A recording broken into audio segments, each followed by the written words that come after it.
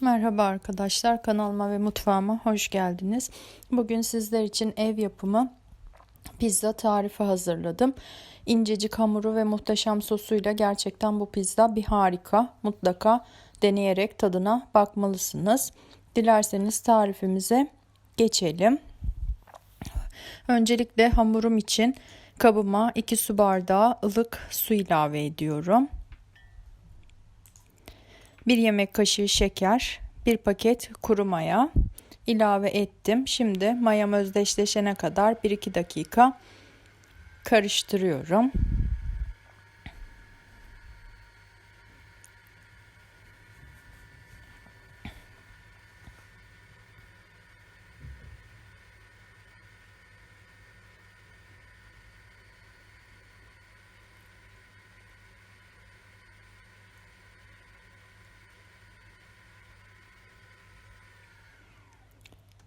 Mayam karıştı. Şimdi diğer malzemelerimi ilave edeceğim. 4 yemek kaşığı zeytinyağı,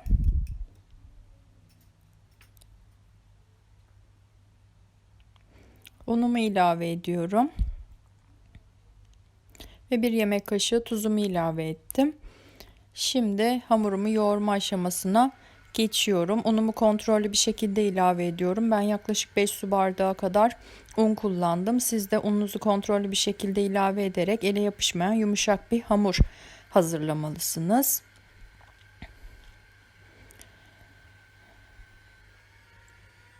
İlk olarak düşük kademede unun biraz toparlandıktan sonra kademesini yükselterek hamurumu ele yapışmayan yumuşak bir hamur hazırlıyorum.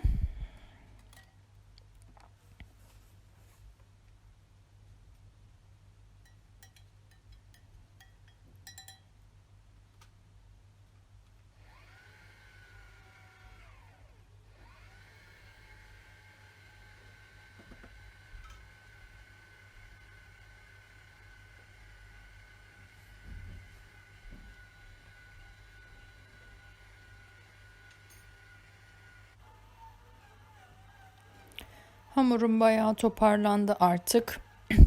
Hazır.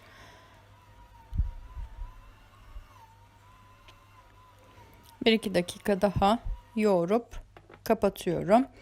Bu şekilde kıvamını size de göstereyim.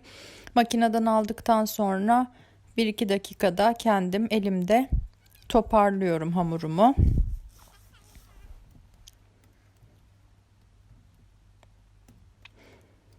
Ve 1 saat kadar mayalanmaya bırakıyorum.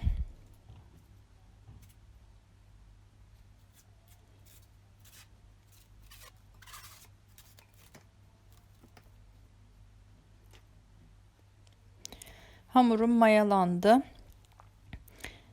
Şimdi hamurumu kabarıklığını alıp toparlayıp açma işlemine geçeceğim.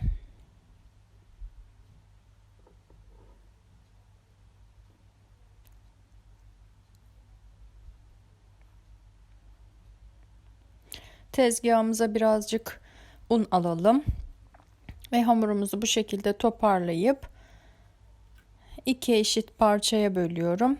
Ben bir tanesini orta kalınlıkta, diğerini de ince şekilde açacağım.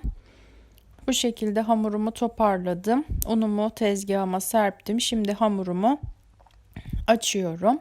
Benim tepsim normal fırın tepsisi olduğu için uzunlamasına açacağım. Çok fazla hamuru yuvarlamayacağım. Siz de tepsinizin şekline göre hamuru açabilirsiniz.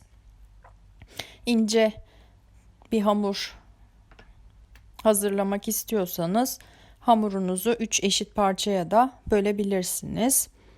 Ben bu hamurumu orta kalınlıkta yaptım. Diğer hamurumu da ince açacağım.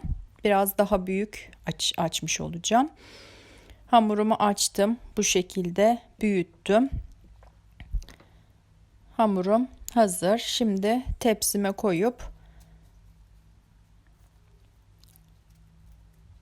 hamurumu düzeltiyorum.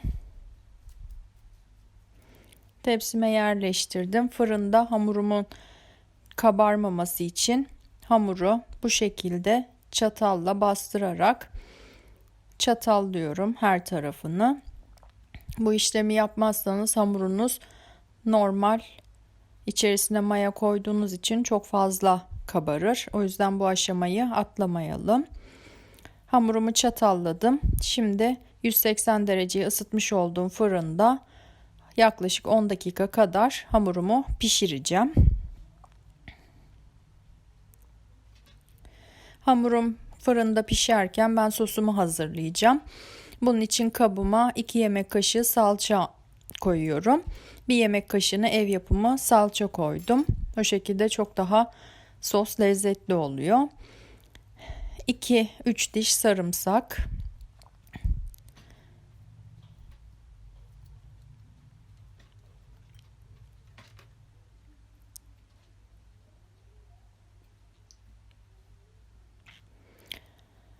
İki yemek kaşığı zeytinyağı. 1 tatlı kaşığı kuru fesleğen. 1 tatlı kaşığı da kekik koydum. Güzelce karıştırıp sosumu hazırlıyorum. Yarım çay bardağı da su ilave ediyorum.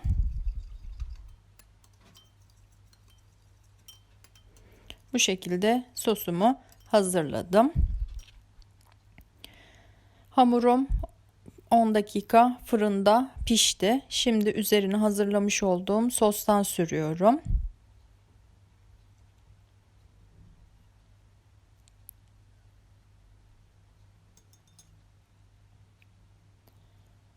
Hamurunuz ince bir hamur şeklinde açarsanız biraz daha iyi oluyor. Orta kalınlıkta biraz daha midenize oturuyor diyebilirim. İnce bir hamur olması daha iyi oluyor. Sosumu sürdüm. Üzerine kaşar peynirini rendeledim. Kaşar peynirini ilave ettim. Ve evde bulunan malzemelerimden pizzamı hazırlıyorum. Ekstra bir malzeme almadım, kullanmadım.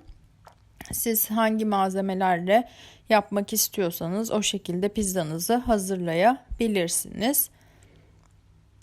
Ben bu şekilde evde bulunan malzemelerle pizzamı hazırladım. Ev yapımı gayet lezzetli ve güzel bir pizza oldu.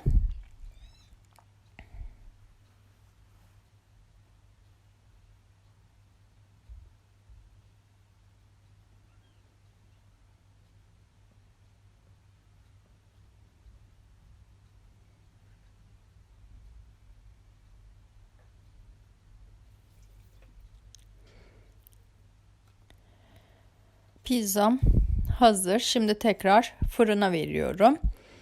20 dakikada üzerinde malzemelerimizle pizzamızı pişirelim. Bu şekilde fırına attım ve pişirdim.